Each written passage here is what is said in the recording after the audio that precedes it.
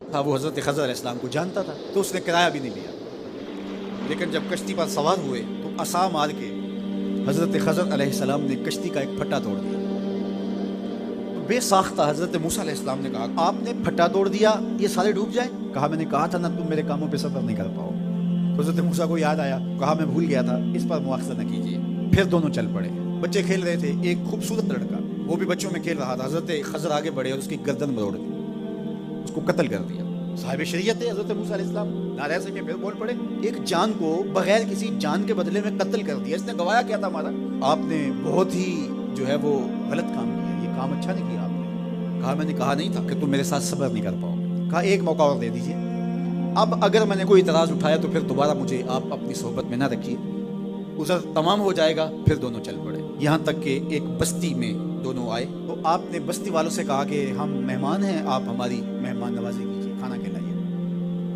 تو انہوں نے انکار کر دیا، کہا کہ ہم تو آپ کو بلایا نہیں ہے، آپ خود آئے ہیں، آپ اپنے کھانے کا خود انتظام کیجیے۔ گزر رہے تھے گلی سے تو ایک دیوار گرنا چاہ رہی تھی، تو جلدی سے اس دیوار کو مرمت کر دیا۔ کہا حضرت ہم اگر چاہتے تو اس پہ اجر لے سکتے تھے، انہوں نے ہمیں کھانا تک نہیں دیا اور ہم ان کی دیواریں سیدھی کر رہے ہیں۔ کہا اب تمہاری میری جدائی ہو گئی، تم نے یہ بھی اعتراض کر دیا۔ تو انہیں یاد آیا کہ وہ یہ بھی اعتراض ہو گیا، اب میں تمہیں بتاتا ہوں کہ یہ 3 کام میں نے کیوں کیے۔ اللہ اکبر۔ اب سنیے، قرآن ہمیں بتاتا ہے کہ ظاہری علم بھی ہوتا ہے لیکن کوئی باطنی علم بھی ہوتا ہے۔ کہا وہ پہلی بات کشتی والی سنو، یہ 2 مسکین بچوں کی کشتی تھی، ان کے گھر کا چولہا اس کی کمائی سے جلتا تھا۔ دریا کنارے کنارے ایک ظالم بادشاہ رہا تھا جو لوگوں کی کشتیاں چھین رہا تھا، ہم نے تھوڑا سا عیب لگا دیا، وہ ٹوٹی کشتی چھوڑ کے چلا گیا۔ اب وہ تھوڑے سے پیسے لگا کے کشتی مرمت کرا لیں گے، گھر کا چولہا جلتا رہے گا، بتاؤ اچھا کیا یا برا کیا؟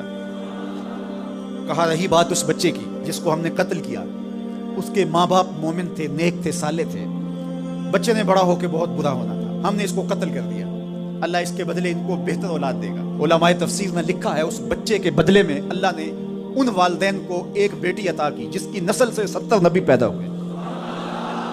دیوار کی کہانی بھی سن لیجیے، یہ شہر کے 2 یتیم بچوں کی دیوار تھی اور اس کے نیچے ان کا خزانہ تھا اور ان کا باپ بڑا نیک تھا۔ خزانہ دیوار کے نیچے ہے، دیوار گرنا چاہ رہی ہے، کسی معمولی دھکے سے گر جاتی۔